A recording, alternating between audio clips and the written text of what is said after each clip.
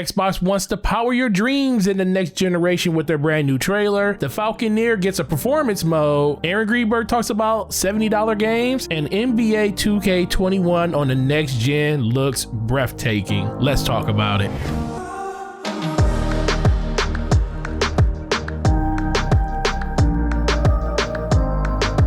What's going on, ladies and gentlemen? It is your boy Forte, and thank you for checking out this video. Please hit that like button and please hit that subscribe button, and make sure you head over to Twitter. Follow me over there. It's the best place to interact with me as a gamer, so we can talk about the things we don't talk about in this video. Now, to start this video off, a lot of people were wondering when Xbox was going to start doing some type of promotion of what the next generation systems were going to be about, and it looks like they started that with a brand new trailer that they just released over the course of this week. It was pretty powerful. It was pretty amazing. It stars Daniel Kaluuya. Everybody knows who he is. Get Out, Queen and Slim, some great movies. And I think the biggest thing about this trailer that a lot of people resonate with is the sense of wonder. You know, when you say power your dreams, you pretty much can take these games and go anywhere you want to go with them. A lot of people kind of teleport themselves into the reality of these games to try to just get away from all the stuff that's going on around them. You know, 2020 has been a rough year, and the fact that video games have been a safe harbor for people for so long throughout their life has been an even bigger part of their life during this year and all the uncertainties that's going on across the world. I just think that this was a very good trailer to like kind of realize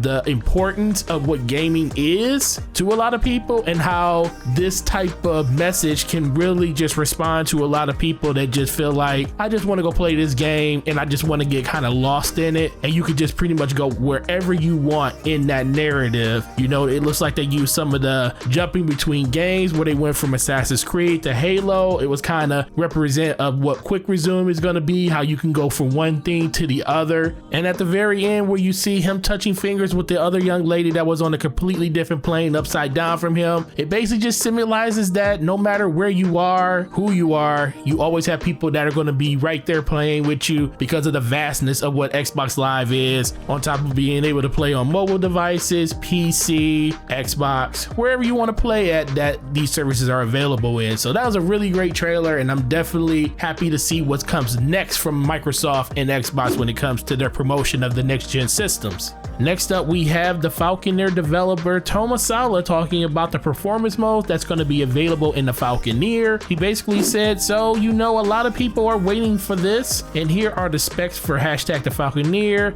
made with Unity, an essential ingredient in getting the Falconeer into Xbox Series X. Also more details at the blog post, which I will link below in the description. But here's a picture on the screen basically going on everything that's going to be going on with the Falconeer when it releases this holiday with the Xbox Series X and Xbox Series S. So the Xbox Series X is going to be native 4K 60 frames per second. It's also going to have a performance mode that's going to run at 1800p dynamic resolution scaling at 120 frames per second with load times that only eclipse 13 seconds. So when it comes to the S model system, same thing. We're going to have a native resolution of 1800p at 60 frames per second, and we're going to get a performance mode of 1080p 120 frames per second with load time. Since it's the same SSD, just a smaller variant of it, you're still going to get that 13-second load time. And on the Xbox One S, this game is going to run at 1080p 60 frames per second with a load time of 42 seconds. Jeez, the next gen systems are literally going to load almost 30 seconds faster than the current gen that we are on right now, and it's kind of crazy when you look at those numbers right next to each other. And I think that's the one thing that people miss. Yes, the PlayStation might have a faster SSD, but comparative to what these games were loading at before, even if it's 4 or 5 seconds more, I'm just happy to have a faster load time in general. And guess what? Over the course of generations, that load time's going to get smaller and smaller till it's non-existent. It just really just comes down to the preference. And like I said, I'm just ready for this generation to be over with so we can move forward. But the fact that the developers came out and talked about what the target frame rate and resolution for this game is going to be is yet another pretty important thing that I think a lot of people need to take note of. Now I just need them to fix the pew pew of the weapon systems when you fire it from the Falcon itself.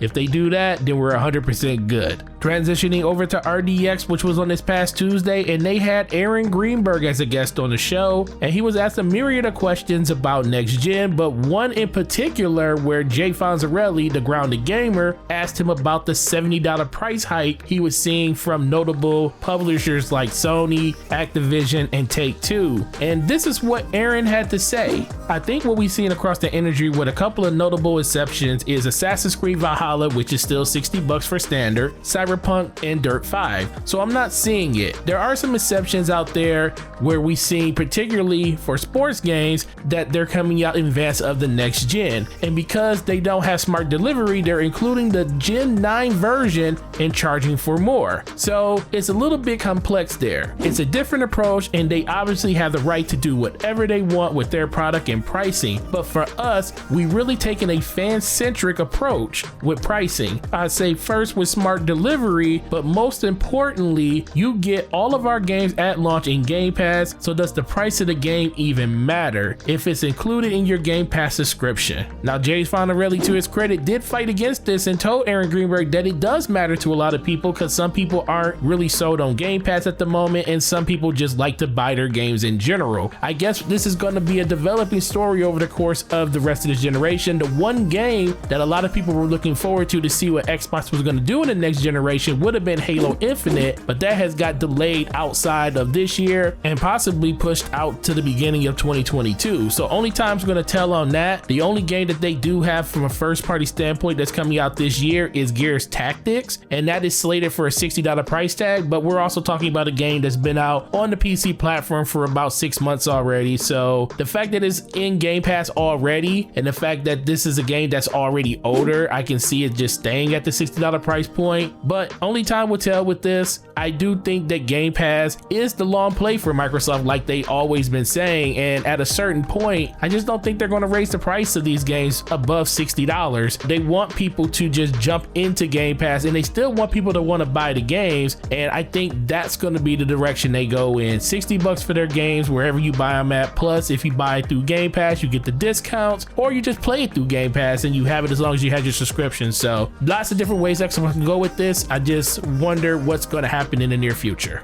And last and certainly not least, let's talk about that NBA 2K21 next gen gameplay demo that they showed off on the Xbox Series X and the PS5, and it was glorious. I mean, everything from the dribbling animation of Steph Curry to the pull-up by Klay Thompson was spot on. This is what the next generation needs to look like for all of these systems going forward with these games. And that wasn't even the best part of it. There's this little thing we talk about on the Brad podcast that's called game design. And game design is something that you don't just turn up a meter or move a slider to really get the emphasis of what that is going to do in the game. That is something that is baked in to allow something to be completely different from what you had before, something that couldn't be done on a previous platform. And let me tell you, the moment I saw Luka Doncic run out of the tunnel with all of the crowd around him, give a dab to Mark Cuban, running by all of the different reporters doing interviews with players, you see the Warriors on the other side of the court doing their shoot around. It was something that this gen that we're currently in cannot do. These systems would melt under those conditions. The fact that you were able to put this much stuff on the court to really simulate what the beginning of a shoot around looks like, or the beginning of a game that's getting ready to start looks like, I literally felt like I was about to watch a live televised game that was about to happen right there in front of me in this trailer. And that's what I want next gen to be more about. What are we going to throw into these games to really push the envelope, and what we're going to get from a presentation standpoint on type of the gameplay mechanics they're going to add throughout this generation. Man, I just think this next generation is going to be phenomenal. Not only we're going to be getting, for the most part, rock solid 60 frames per second or higher with a lot of these games, but the ideas that some of these developers are going to have that are going to permeate through the rest of the industry and allow other developers to want to come up and think of bigger and better things to do that's going to push where we are today. I'm truly looking forward to that, and I can't wait to see it happen. And guys and girls, let's have a conversation down in the comment section about the things we talked about in this video. Let's talk about the $70 price tag that Aaron Greenberg said that they were going to be fan-centric about. We already know about the Falconeer. What other games are you looking forward to having very high frame rates or very high fidelity around the resolution and performance modes? Let's talk about that in the comment section too. But before I let you go, please check out my last video where I go over all the details of the PlayStation 5 teardown, plus the video before that where I go over everything that was going on with the overheating of the Xbox Series X and how people just need to stop putting their stuff in the closet. And like I always say, thanks for watching this video and sub to the channel if you haven't. Please hit that notification bell, it definitely helps out the channel a lot. And if you love the content, share it with all your friends on social media. Outside of that, you guys have a great weekend and I will talk to you in the next video. Peace.